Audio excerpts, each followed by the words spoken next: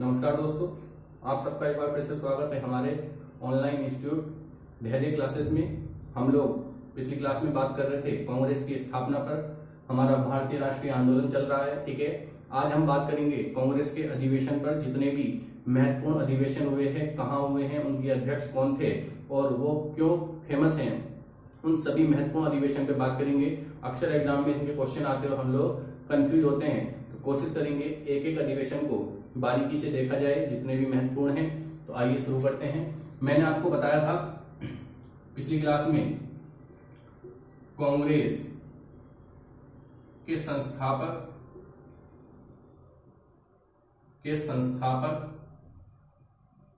A.O.. Hume थे, ठीक है। ए.ओ. ह्यूम थे। कांग्रेस की स्थापना 28 दिसंबर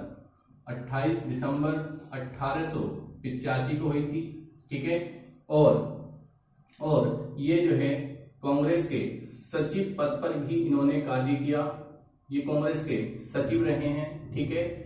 कब से कब तक रहे हैं तो याद रखना, 1885 से लेके 1906 तक इन्होंने जो है कांग्रेस के सचिव पद पर कार्य किया।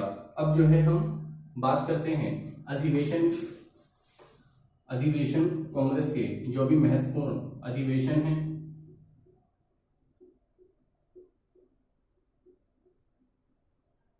तो हमारा जो सबसे पहला अधिवेशन है वो हुआ था 1885 AD में, ठीक है।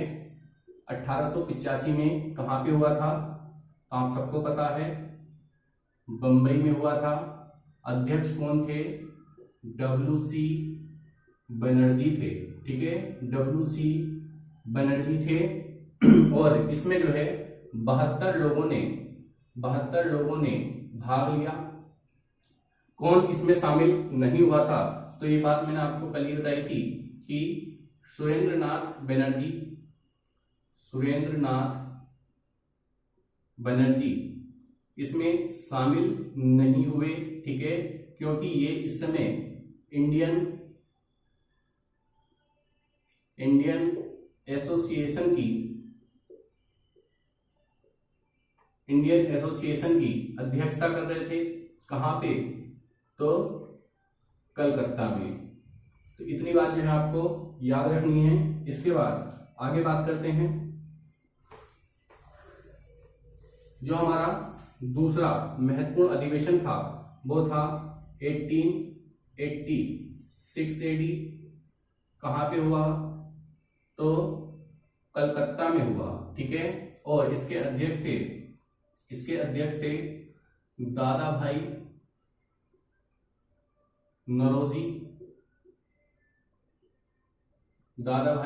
नरोजी, ठीक है। और ये जो है पारसी अध्यक्ष थे, याद रखना, ये पारसी थे, पारसी अध्यक्ष। उसके बाद दूसरी महत्वपूर्ण बात, इसी समय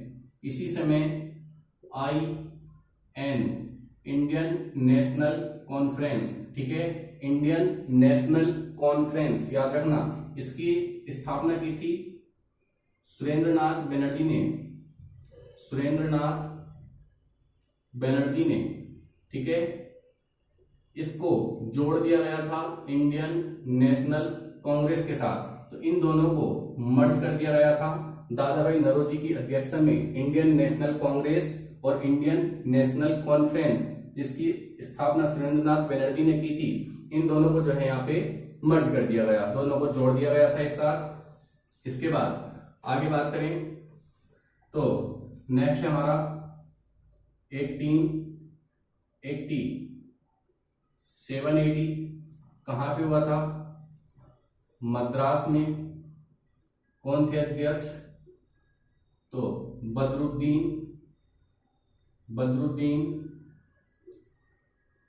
तैयब जी। और बदरुद्दीन तैयब जी जो है कांग्रेस के पहले मुस्लिम अध्यक्ष थे, ठीक है। इसी समय पहली पहली बार तमिल भाषा में भाषण दिया गया। ठीक है, इसी समय पहली बार तमिल भाषा में भाषण दिया गया और एक नारा दिया गया था यहाँ पे, जो आपको याद रखना है, महत्वपूर्ण है। नारा था कांग्रेसी बनो, कांग्रेसी बनो। तो ये पूछ सकता है ये नारा किस अधिवेशन में दिया गया था, कांग्रेसी बनो। तो याद रखना 1887 मद्रास बदरुद्दीन तैयब जी की अध्यक्षता में, और पहले मुस्लिम अध्यक्ष थे बदरुद्दीन तैयब जी। तो आगे बात करते हैं। इसके बाद जो हमारा अगला महत्वपूर्ण है वो है 1888 AD। कहां पे हुआ था? तो ये हुआ था इलाहाबाद में, इलाहाबाद। ठीक है, और इलाहाबाद में यहां पे अध्यक्ष थे जॉर्ज यूले, जॉर्ज यूले। ठीक है, और जॉर्ज यूले जो हैं पहले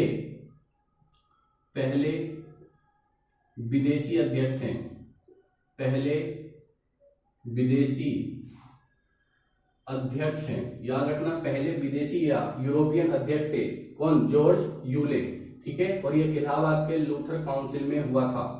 ठीक है, अगला जो अगला महत्वपूर्ण है वो है 1889 AD।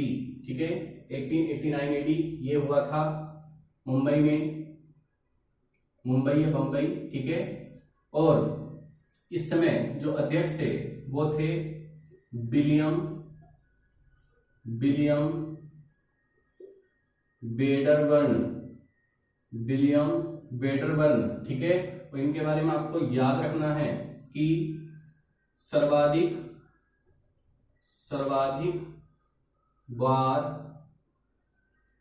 अध्यक्ष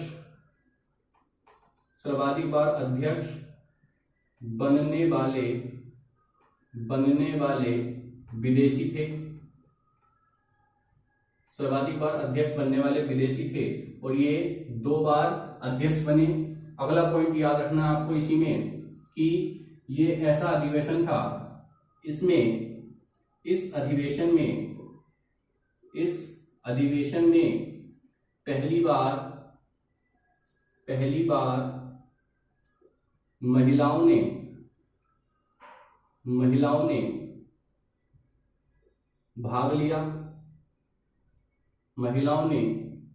भाग लिया था। ठीक है, उसके बाद विलियम वेडरबर्न A.O. ह्यूम के जीवनीकार थे, A.O. ह्यूम के जीवनीकार थे। ठीक है, तो इतनी बात जो है आपको याद रखनी है इनके बारे में। उसके बाद आगे बात करते हैं। तो अगला जो हमारा महत्वपूर्ण है वो है 1891 1891 AD। ठीक है, 1891 AD कहाँ हुआ था? तो नागपुर में, नागपुर। ठीक है, और इस समय जो अध्यक्ष थे वो थे हमारे आनंद चार्लू, P. आनंद चार्लू। और ये जो हैं प्रथम हिंदू अध्यक्ष थे, ठीक है, और इसी समय कांग्रेस में राष्ट्रीय शब्द जोड़ा गया, कांग्रेस में राष्ट्रीय शब्द जोड़ा गया। ठीक है, और इसका नाम हो गया भारतीय राष्ट्रीय कांग्रेस। तो 1884 में जो नाम था भारतीय राष्ट्रीय संघ था, उसके बाद 1885 में दादा भाई नौरोजी के कहने पर भारतीय कांग्रेस हो गया, और 1991 में नागपुर में पी आनंद चार्लू जो पहले हिंदू अध्यक्ष थे, इनकी अध्यक्षता में कांग्रेस में राष्ट्रीय शब्द जोड़ा गया। ठीक है, तो ये पूछा गया क्वेश्चन है कि राष्ट्रीय शब्द किस अधिवेशन में जोड़ा गया, तो राष्ट्रीय शब्द जोड़ा गया और उसका नाम हो गया भारतीय राष्ट्रीय कांग्रेस। इतना याद करिए, फिर आगे जो है बात करते हैं, फटाफट नोट करिए।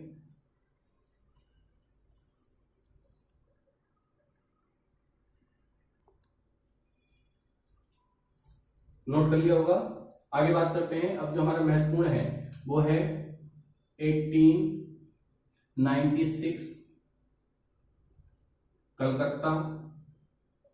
ठीक है, यहाँ पे जो अध्यक्ष थे वो थे हमारे रहीमतुल्ला सयानी, रहीमतुल्ला सयानी। ठीक है, और इसी अधिवेशन में पहली बार राष्ट्रगीत गाया गया। पहली बार राष्ट्रगीत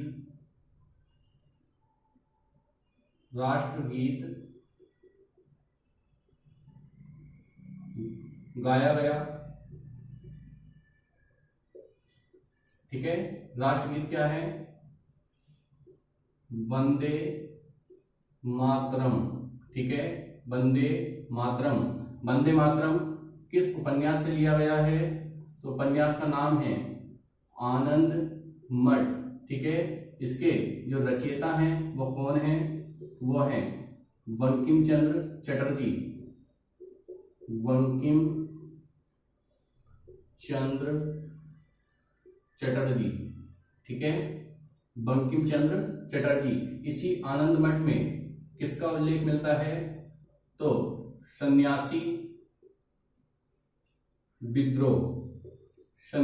विद्रोह का उल्लेख देखने को मिलता है। तो इतनी बात जो है आपको याद रखनी है। पहली बार राष्ट्रगीत उस अधिवेशन में गाया गया तो 1896 में।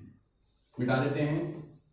इसके बाद जो नेक्स्ट इंपॉर्टेंट है वो है 1905 का अधिवेशन। ठीक है, और ये हुआ था बनारस में। बनारस अध्यक्ष थे गोपाल कृष्ण गोखले। गोपाल कृष्ण गोखले गांधी जी के राजनीतिक गुरु रहे हैं। ठीक है, गोपाल कृष्ण गोखले। और यहां पर क्या हुआ था? तो आपको पता है इस समय बंगाल विभाजन हुआ था, तो बंग भंग का विरोध किया गया। ठीक है, और इसी समय पहली बार लाला लाजपत राय ने सत्याग्रह को अपनाने की बात की थी। पहली बार लाला लाजपत राय ने सत्याग्रह को अपनाने की बात की। सत्याग्रह को अपनाने की बात कही। ठीक है, तो इतनी बात आपको याद रखनी है इसके बारे में। इसके बाद जो अगला है वो है 1906 और ये हुआ था हमारा कलकत्ता। अध्यक्ष थे दादा भाई नरोजी। ठीक है, और इन्होंने यहां पर सबसे पहली बार स्वराज्य शब्द का प्रयोग किया गया। स्वराज्य शब्द का पहली बार कांग्रेस के किसी अधिवेशन में प्रयोग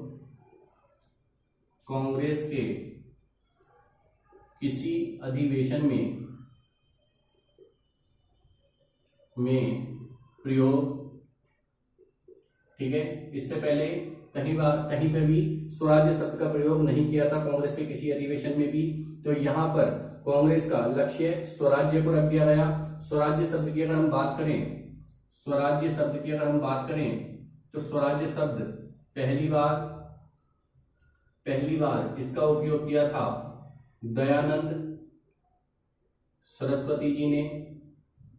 ठीक है, और उसके बाद कांग्रेस के किसी अधिवेशन में इसका उपयोग किया दादा भाई नरोजी ने।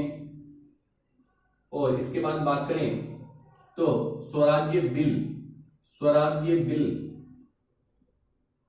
किसने पेश किया था, तो वो था बाल गंगाधर तिलक जी ने। ठीक है, वो थे तिलक जी। तो ये 3 अलग अलग क्वेश्चन है। पहली बार स्वराज्य शब्द का प्रयोग दयानंद सरस्वती, कांग्रेस के किसी अधिवेशन में स्वराज्य शब्द का प्रयोग दादा भाई नरोजी, और स्वराज्य बिल तिलक जी। स्वराज्य मेरा जन्मसिद्ध अधिकार है, नारा भी किसका है, तिलक जी का है। तो इतनी बात जो है आपको याद रखनी है।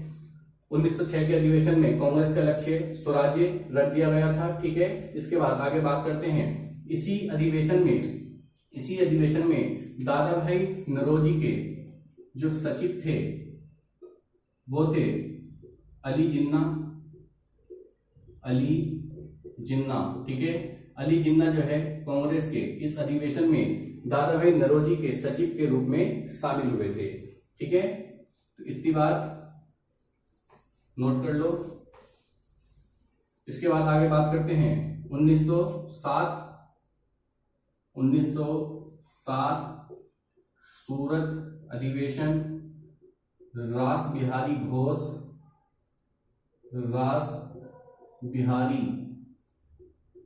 घोष। ठीक है, और यहां पर क्या हुआ था, तो कांग्रेस में फूट पड़ गई। कांग्रेस में विभाजन देखने को मिलता है। ये विभाजन किस किस में हुआ था, तो ये हो गया था गरम दल और नरम दल। ठीक है, गरम दल में कौन कौन शामिल थे, तो इसमें थे लाल, बाल, पाल, घोष। ठीक है, इधर कौन शामिल थे, तो गोखले। ठीक है, गोपाल कृष्ण गोखले। उसके बाद रविंद्रनाथ टैगोर, RND। ठीक है, ऐसे नेता थे। इस कांग्रेस विभाजन का नेतृत्व किसने किया था, तो आपको याद रखना है तिलक जी ने, बाल गंगाधर तिलक जी ने इसका नेतृत्व किया था। ठीक है, इतनी बात हो गई। आगे बात करते हैं। इसके बाद जो हमारा महत्वपूर्ण अगला वो है 1911 का अधिवेशन। ठीक है, 1911 में ये जो अधिवेशन हुआ था, ये हुआ था कलकत्ता में। पंडित विशन नारायण की अध्यक्षता में, और यहीं पर पहली बार राष्ट्रगान गाया गया। ठीक है, राष्ट्रगान गाया गया था। ठीक है, और आपको याद रखना है कि जो राष्ट्रगान को गाने का मिनिमम और मैक्सिमम समय है वो कितना है, मिनिमम टाइम और मैक्सिमम टाइम कितना है, तो मिनिमम है 20 सेकेंड और मैक्सिमम है 52 सेकेंड। ठीक है, जबकि राष्ट्रगीत की बात करें तो राष्ट्रगीत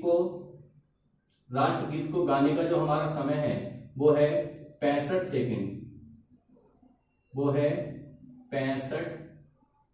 ठीक है, राष्ट्रगान में जो जय शब्द है वो कितनी बार आया है, तो जय शब्द जो है टोटल 10 बार आया है। तो इतनी बात जो है आपको याद रखनी है। ठीक है, इसके बाद हम बात करेंगे जो अगला है हमारा महत्वपूर्ण है वो है 1916।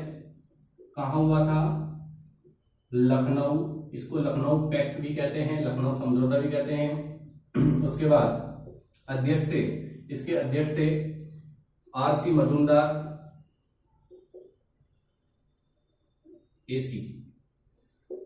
मजूमदार। ठीक है, और इस अधिवेशन की विशेषता क्या है, तो इस अधिवेशन में नरम दल, गरम दल एक हो गए। ठीक है, 1907 में जिस नरम दल और गरम दल का विभाजन हुआ था वो नरम दल और गरम दल एक हो जाते हैं। ठीक है, और साथ में कांग्रेस से जुड़ जाती है मुस्लिम लीग। ठीक है, कांग्रेस और मुस्लिम लीग का भी जो है यहाँ पे समझौता हो जाता है। नरम दल और गरम दल में जो समझौता कराया था वो कराया था एनी बेसेंट ने,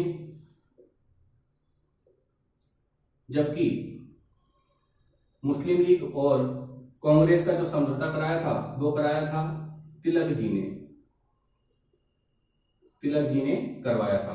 तो इतनी बात जो है आपको याद रखनी है। ठीक है, नोट करिए फटाफट, फिर आगे बात करते हैं।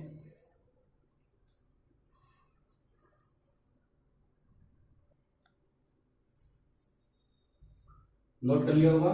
ठीक है, एक बात और याद रखना, जो लखनऊ समझौता हुआ था 1916 में, उसका अगर कभी पूछे विरोध कौन कर रहा था तो उसका विरोध कर रहे थे मदन मोहन मालवीय। ठीक है, मदन मोहन मालवीय, इनकी उपाधि थी महामना। ठीक है, किसने दी थी? गांधी जी ने, और ये ना हो ऑप्शन में तो रविंद्रनाथ टैगोर ने। ठीक है, इतनी बात जो है आपको याद रखनी है। इसके बाद आगे बात करते हैं, 1916 तक हो गया हमारा। उसके बाद है हमारा 1917, कहाँ हुआ? कलकत्ता, और अध्यक्ष थी एनी बेसेंट। ठीक है, एनी बेसेंट थी, और ये कांग्रेस की पहली महिला अध्यक्ष थी।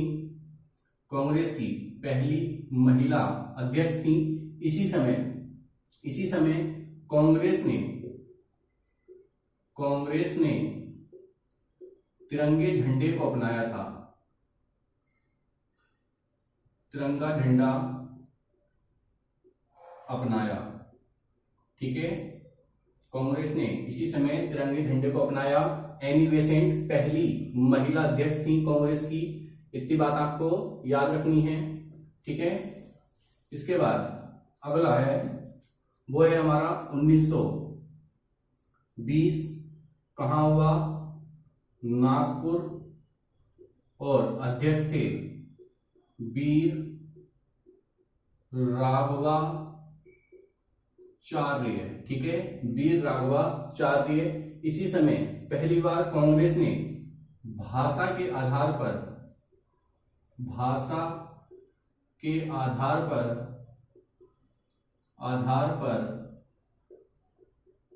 प्रांतों के गठन की बात की।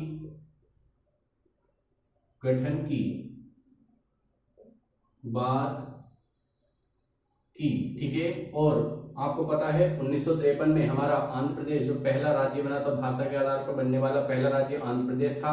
ठीक है, पोट्टी श्रीरामालू के बारे में आपने सुना होगा।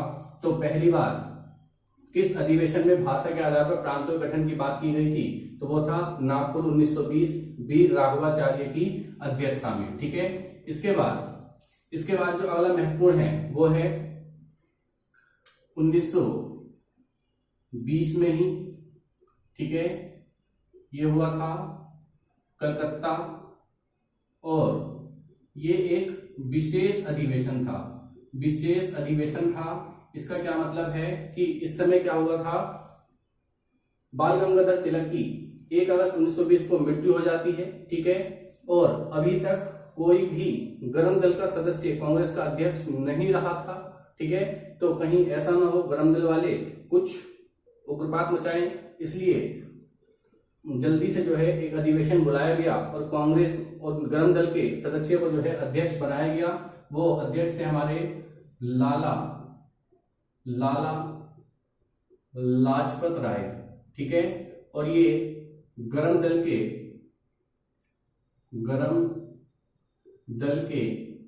एकमात्र अध्यक्ष थे। गरम दल के एकमात्र अध्यक्ष, गरम दल के बनने वाले एकमात्र अध्यक्ष थे। तो आपको जो है ये याद रखना है। इसके बाद आगे हम बात करेंगे, तो अगला है हमारा 1923। 1923 कहाँ पे हुआ था? दिल्ली में हुआ था।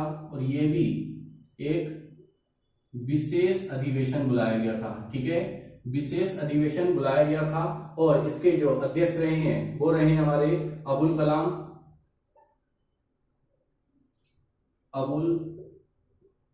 कलाम आजाद। ठीक है, और ये जो है सबसे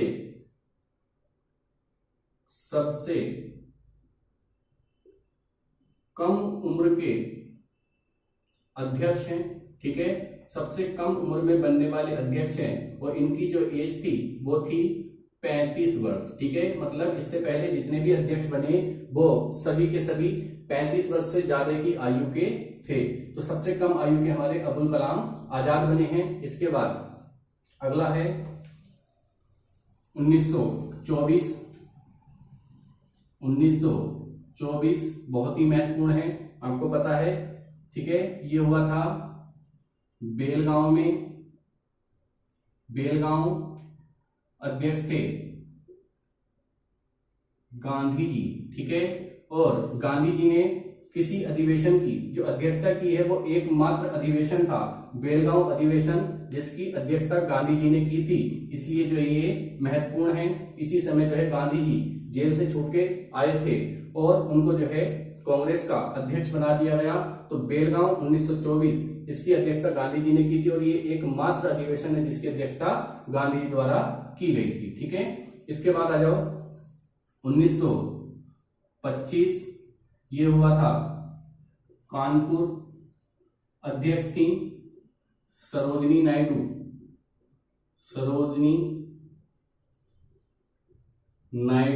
ठीक है, सरोजनी नायडू ने, इनके बारे में अगर हम बात करें तो इनको हम भारत कोकिला कहते हैं। ठीक है, दूसरा नाइटिंगेल ऑफ इंडिया कहते हैं। ठीक है, तीसरा उत्तर प्रदेश की प्रथम राज्यपाल। ठीक है, इन्होंने ही हिंदी को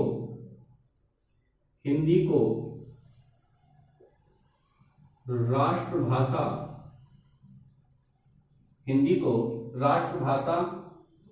बनाने की बात कही। ठीक है, पहली बार हिंदी को राष्ट्रभाषा बनाने की बात कही गई और इसी अधिवेशन में, ठीक है, इन्हीं के समय में गाया गया था विश्व विजयी तिरंगा प्यारा। विश्व विजयी तिरंगा प्यारा। ठीक है, ये गाया गया और किसके द्वारा गाया गया था? तो ये थे श्याम प्रसाद, ठीक है, श्यामलाल गुप्ता पार्षद। ये थे श्याम लाल गुप्ता पार्षद के द्वारा इसको गाया गया था। ठीक है, तो फटाफट जो है नोट करिए, फिर आगे बात करते हैं। जल्दी से नोट करिए।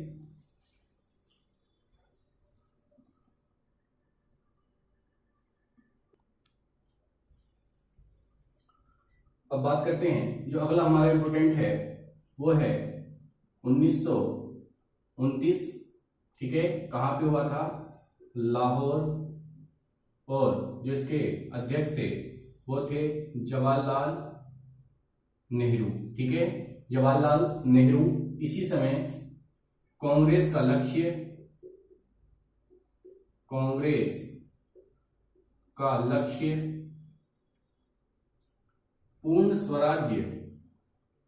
पूर्ण स्वराज्य रखा गया। ठीक है, पूर्ण स्वराज्य रखा गया और इन्होंने 26 जनवरी 1930 को रावी नदी के तट पर तिरंगा झंडा फहराया।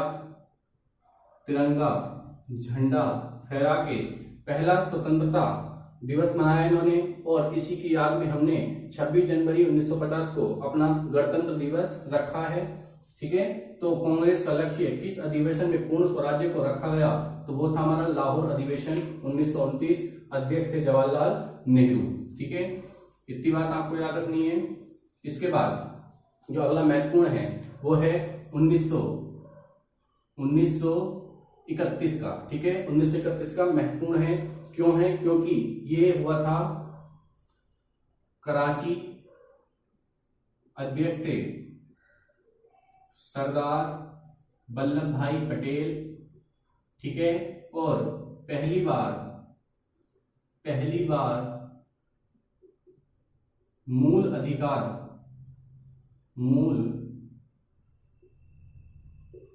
अधिकारों की मांग की गई। पहली बार मूल अधिकारों की मांग की गई थी 1931 कराची अधिवेशन सरदार पटेल की अध्यक्षता में। ठीक है, इसके बाद बात करेंगे 1937 की। ये हुआ था फैजपुर में। फैजपुर पड़ता है महाराष्ट्र में। ठीक है, और आपको याद रखना है इसके अध्यक्ष थे जवाहरलाल नेहरू। ठीक है, और ये जो है गांव में होने वाला, कांग्रेस का गांव में होने वाला एकमात्र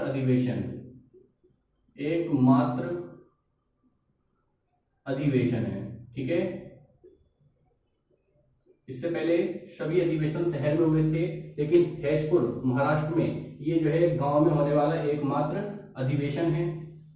इसके बाद हम बात करें 1938 की। ठीक है, तो 1938 को जो हुआ था वो हुआ था हरिपुरा, ये पड़ता है गुजरात में। अध्यक्ष थे सुभाष चंद्र बोस। ठीक है, और सुभाष चंद्र बोस ने अच्छे कार्य किए थे, और इनका मानना यह था कि अगर ये थोड़ा लंबे समय तक अध्यक्ष रहें तो भारत को जल्द ही आजादी दिला देंगे। तो इन्होंने जो है 15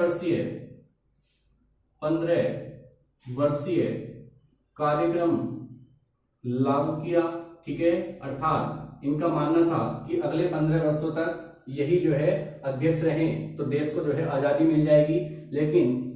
लेकिन कांग्रेस की अपनी परंपरा थी कि हर साल जो है अध्यक्ष, कोई भी चुनाव नहीं होता था उसके लिए। तो सुभाष चंद्र बोस के ऐसा करने पर गांधी जी ने इनका विरोध किया, और गांधी जी ने कहा इसके लिए तुम्हें चुनाव लड़ना पड़ेगा। ठीक है, तो चुनाव हुआ। गांधी जी के जो इस समय प्रत्याशी थे गांधी जी की तरफ से, वो थे पट्टाभी सीतारमैया।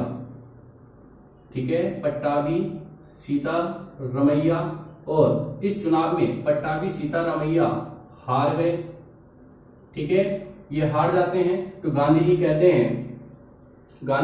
हैं ये जो हो रहा था, ये हो रहा था 1939 में, 1939 में ये हो रहा था त्रिपुरी एमपी में। ठीक है, इसके लिए जो है पहली बार चुनाव कराया गया था। 15 वर्षीय कार्यक्रम शुरू करने के बाद पट्टाभी सीतारमैया को गांधी जी ने खड़ा किया अपनी तरफ से, लेकिन ये हार जाते हैं, और जो अध्यक्ष बनते हैं वो सुभाष चंद्र बोस बनते हैं। गांधी जी कहते हैं कि पट्टाभी की हार मेरी हार है। ठीक है, तो बाद में पता चलता है कि पट्टाभी सीतारमैया जो है गांधी जी के प्रतिनिधि थे। तो सभी लोग सुभाष चंद्र बोस पे दबाव डालते हैं, और सुभाष चंद्र बोस जो है त्याग पत्र दे देते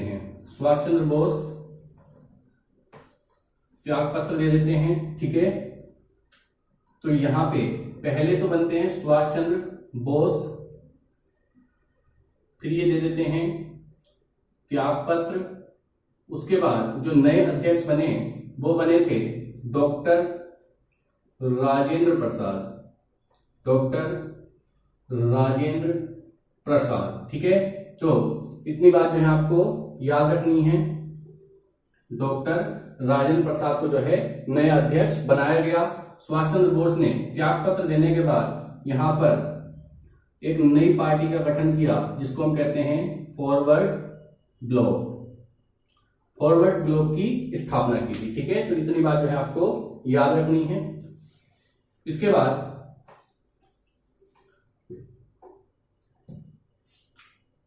इसके बाद 1940 रामगढ़, ठीक है, कहां पड़ता है? महाराष्ट्र में। ठीक है, कौन थे अध्यक्ष? अबुल कलाम आजाद। ठीक है, और इसके बाद जो है आपको पता है 1 सितंबर 1939 से 2 सितंबर 1945 तक सेकेंड वर्ल्ड वॉर चला, द्वितीय विश्व युद्ध चला। तो द्वितीय विश्व युद्ध के कारण कांग्रेस के अध्यक्ष 1940 से लेकर 1945 तक अबुल कलाम आजाद ही रहते हैं। ठीक है, तो ये कब तक रहते हैं? 1940 से 1945 तक यही अध्यक्ष बने रहे। और ये जो है सबसे लंबे समय तक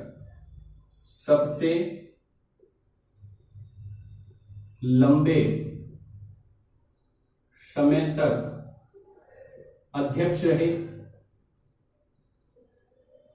ठीक है, स्वतंत्र भारत के पहले शिक्षा मंत्री बनाए गए अबुल कलाम आजाद को।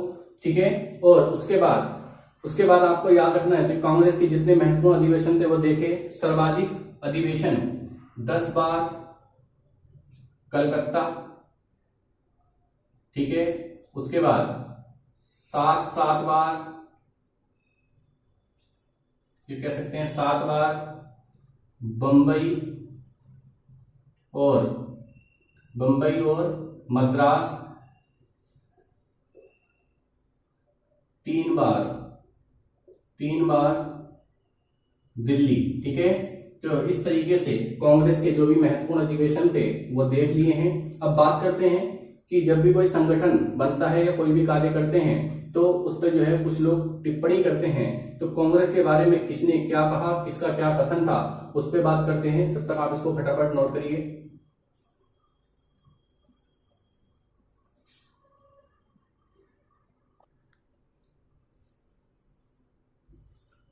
तो आइए देखते हैं किसने कांग्रेस के बारे में किसके क्या कथन थे। सबसे पहले लाला लाजपत राय। इनका क्या कहना था कि कांग्रेस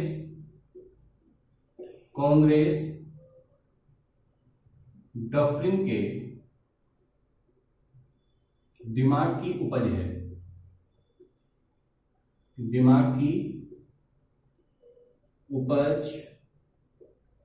ठीक है, कांग्रेस डफरिन के दिमाग की उपज है, ये कथन था लाला लाजपत राय का। उसके बाद बाल गंगाधर तिलक ने क्या कहा? बाल गंगाधर तिलक का क्या कहना था? इन्होंने कहा कि अगर वर्ष में एक बार मेंढक की तरह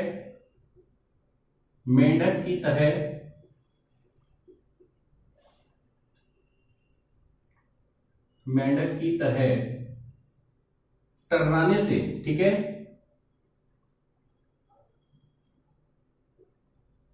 टर्राने से कुछ नहीं मिलेगा।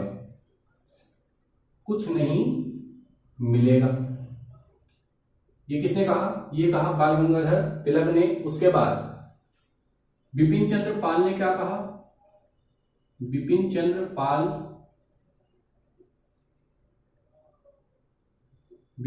पाल इनका कहना था कि कांग्रेस एक याचना करने वाली संस्था है।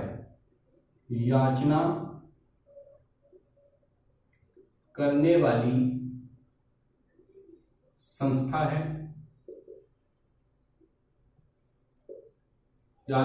वाली संस्था है। ठीक है, तो लाला लाजपत राय का ये था। उसके बाद बाल गंगाधर तिलक, फिर बिपिन चंद्र पाल, इसके बाद आएंगे घोष, अरविंद घोष, अरविंद घोष, इनका क्या कहना था? इन्होंने कहा था कांग्रेस एक भीख मांगने वाली संस्था है।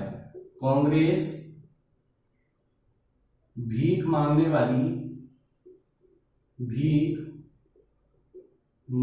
वाली संस्था है। ठीक है। उसके बाद गांधी जी का कहना था कि स्वतंत्रता के बाद कांग्रेस को समाप्त कर देना चाहिए,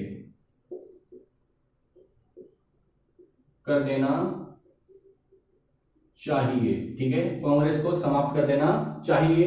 इसके बाद जो थे, उसके बाद थी एनी बेसेंट ने क्या कहा? एनी बेसेंट का कहना था कि कांग्रेस का जन्म मातृभूमि की रक्षा के लिए हुआ है। ठीक है। एनी बेसेंट इन्होंने कहा कांग्रेस का जन्म मातृभूमि की रक्षा के लिए हुआ है, रक्षा के लिए हुआ है। ठीक है। मातृभूमि की रक्षा के लिए हुआ है। डफरिन ने क्या कहा? डफरिन ने कहा कांग्रेस अल्पसंख्यकों का प्रतिनिधित्व करती है। कांग्रेस अल्पसंख्यकों का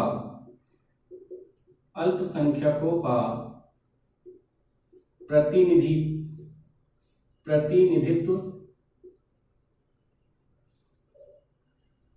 करती है। ठीक है। उसके बाद डफरिन के बाद हम बात करेंगे विलियम वेडरबर्न। ठीक है। विलियम वेडरबर्न का मानना था कि कांग्रेस अंग्रेजों के लिए सेफ्टी वॉल्व है। ठीक है। कांग्रेस अंग्रेजों के लिए सेफ्टी वॉल्व है। इसके बाद अश्विनी कुमार दत्त ने क्या कहा? अश्विनी कुमार दत्त, ठीक है, इनका कहना था कि कांग्रेस जो है 3 दिनों का तमाशा है। 3 दिनों का तमाशा है। कांग्रेस 3 दिनों का तमाशा है। पूरा पूरा लिखते रहना। ठीक है। इसके बाद आगे बात करें। इसके बाद बंकिम चंद्र चटर्जी का क्या कहना था? बंकिम चंद्र